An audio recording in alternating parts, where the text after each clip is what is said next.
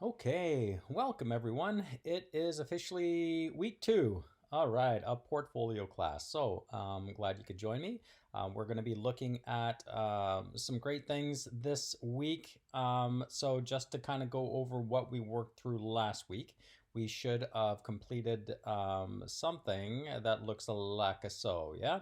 So this was what we completed last class. So if you missed last class or if you haven't checked out the weekly content, just go through the videos and make sure that you do read through. As mentioned, this is what we work through, and this is a glimmer, a small glimpse into to me, right? As a person, as a father, as an artist, as you name it, yeah. So just to kind of quickly go over this again, if you did miss this from last class, we need to just go on to Google Images, or I showed you Unsplash, which is a great site to work through. And you can find some really just random pictures that kind of resonate with you, yeah? You're going to then look at some works of art, ones that again resonate with you, right? Yeah, same deal. And so I have my grouping of different pieces there. And then we took some photo, or not, I didn't take these photographs. Can you imagine? That would be cool. So we have photographs that were of some meaning to each of us. Yeah, again, just go on, use your Google search. You can use Unsplash, type in amazing photos, type in black and white photos, type in things that interest you, photographs with that on there, and then we can kind of, yeah, you guys got it, right? We looked at doing up color themes. You can get through again, you can do color themes. I showed you Adobe Color last week. Hopefully now the link that I gave you guys last week to find colors is available, and you can just take screenshots of simple colors like this and place them as images, as I've done here. Okay, as mentioned, the video goes through that in the last tutorial. We then went in and grabbed 10 fonts, yeah, and then we had to do up a paragraph. So this was my paragraph, and my inspiration paragraph was based on Neil Young, one of my favorite artists of all time. And yes, a true artist for sure, if there ever was one. I know some of you were like, oh my gosh, I can't stand that guy's voice. Yeah, okay. I get it. I get it. No judgment. It's all good. So I have my hobbies, my role models, individuals that inspire you, and then, right, and then what you can't live without. And interestingly enough, the people that inspire me are also what I can't live without. Yeah. So hopefully we got there okay. That is our last assignment. I just wanted to go over that with everyone, as this is kind of a review slash week 2. Okay, amazing. So everyone, week 2 overview video. You have found it because you are officially in it. So that's there. Great. Now, let's have a look at our week 2 lecture, which is what we'll go over today. And then also, yes, you'll have a benchmark, another benchmark that we're going to work through. Okay, so you'll find the tutorial videos down here in benchmark 2. Okay, same as we did up here. Everything is consistent. Okay, so your video tutorials for benchmark 1, video tutorials benchmark 2. So you'll find that each of these weeks will look, as mentioned last video and last overview, will look all the same. Okay, so hopefully we'll get really used to this, and I'm sure we already are regardless, so it's good. Okay, so let's have a look. Today's lecture, everybody, we are looking at, and let me just go here, maybe go full screen. As mentioned, portfolio development into week 2. So we went last week and we looked at our story, yeah, and we created that mood board and some brainstorming to do some self-discovery, so we can really dig into our portfolio and get some thoughts and themes and ideas, yeah. So this class, what we're going to do is we're going to begin the sculpting phase along with our story, yeah. So let's start to sculpt. This week, we will continue to develop and refine your story further, as mentioned. Okay, we need to look and sculpt. And what I want to do for this is we're going to look at creating your basic look and feel. So we are going to build you as a brand. Yeah. So you as a brand is extremely important because you need to define who you are as an individual so that we can properly identify a portfolio that matches your personality, and really allows you to resonate and come through, and during interviews and job prospects, etc. Okay. So last week we looked at the what a portfolio is. Pretty straightforward on what it is, right? We have the digital and then we have the classic, or the assembled portfolio. Now in this week, let's have a look at the why. Okay, so we did the what last week. This week we will do the why it's necessary. Obviously, it's pretty clear and straightforward as to why it's necessary, but at the end of the day, you know what? Let's have a look. All right, the why. Your portfolio, everyone, is your brand, as I just mentioned. It's your story, yeah? And it's all of your work, right? It's you as an individual, it's you reflected through. So, this portfolio is obviously, as mentioned a few times already, a reflection of you as an individual, right? Your artwork. And so, it needs to be something that again resonates with you and hopefully will resonate with people who are looking at it, right? That's the whole purpose of art, is to kind of, right, to evoke an emotion or a feeling in somebody as they look at your piece. So your portfolio, not, yes, to say it's important would be an understatement, right? And these are things that I just mentioned. Yeah. Now, to talk about this, right, we need to look at possible jobs. Like, where are we heading with this and why are we creating this? Well, again, it's great to do it. We need to know the why, though. Why are we creating it? Well, few reasons why. Yeah. And I'll just kind of quickly go down here for a second, right? And we can decide on why are we doing this? Well, few reasons. One, we're looking for work. Yes. Two, we're going into a higher education setting, right? Whether we're moving on into our Mohawk 3-year program, yay, that's hopefully where we're going. Maybe not, yeah. Maybe we're going to a different program at a different school, and that's possible, right? That will require a portfolio, and maybe some of us are doing that, right, to beef up our portfolio so that we can enter into another institution. And that is fine. Of course, we'd love you to come back to Mohawk, but that's not always the case. Some of us may be going to another school for, say, animation, or, right? That being said, here are some of the jobs that would be of interest possibly to you. Yes, this is a 1-year program, certificate program, right? So general terms is, we're going to be touching on many of the things throughout this course, as you have already experienced in the first semester.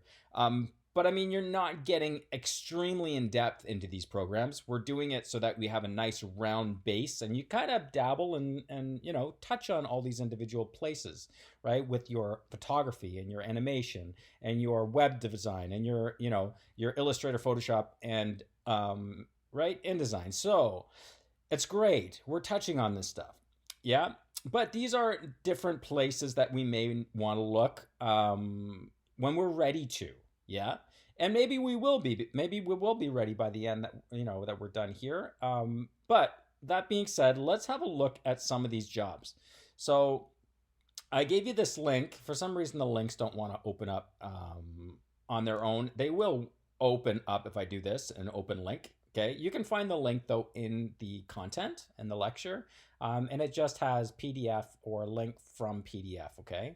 Now, here are some of the design jobs, as mentioned: videographer, art director or assistant art director, storyboard artist, animator, freelance artist is a big one, right? We've got photographer, multimedia design, UX, UI design, package or product designer, graphic designer, of course. Let's have a look. I'm going to open this link up for everyone.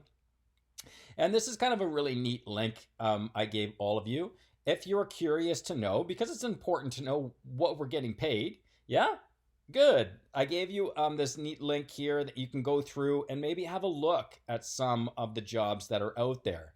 You can actually, this is Canadian based, and you can go in and have a look. So if I wanted to do And I'm like, yo, I'm so ready to do web design, right? And so if you click on web design, it'll then give you your average pay scale, right? You'll notice yes, I live in Brantford. No judgment. I love it here. I'm not from Brantford, by the way. I'm actually from Burlington. Anyway, it's all good. So, but yes, I made my home here. I love it here. But you can, of course, change this. And this kind of neat because then it will tell you what the salary, right, what the range is for that market. So if I change that to Toronto, and then we can have a look. Oh, look at that. It kind of whacked out on me. Oh, great. So anyway, that's this is of course the Brantford area, but this is kind of neat, and depending on where you go with this, you can kind of just quickly get an idea or a sense of what these jobs pay, right? So web designer, graphic designer, 44,000, right? A junior interior designer, graphic artist. Let's see. Typically, some of them they will base it by hour. So graphic artist, this would be your freelance, right? If you decide to go and be your own boss, right? Kind of interesting there. We've got fine art and illustrator, and you name it. So I just wanted to give you this link. Have a look through them. Maybe some of these jobs are of interest to you, and you're like, oh yeah, that's so where I want to be. And you can kind of keep this link, maybe bookmark it.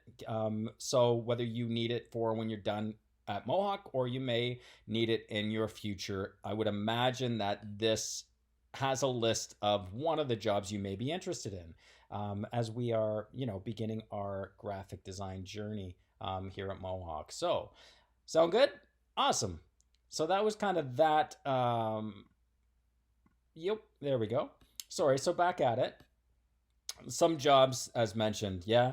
Now, I was in talks with a few people and in a meeting actually. I had a conference with the people from LinkedIn and a few other larger companies. And the one thing that they suggested and stated, which was really important to them, was not so much the actual work that you put into your portfolio, which of course is important, but showing your creative process is extremely important.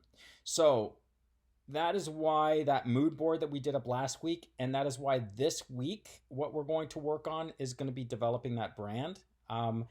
Is extremely important to have and to show prospective employees. This is how I came to what I came to and why I got there and how I got there.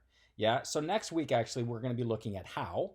But that being said, I just did want to kind of call that out here in the lecture and then also mention it to you. Yeah. So important, not so much the final product, but how we got there. This relates not only, of course, to the creative process and how we got there, but that creative problem solving. That is extremely important in all industries now. Okay. They need to know, are you a creative problem solver? Like, how do you go about finding an end? Yeah.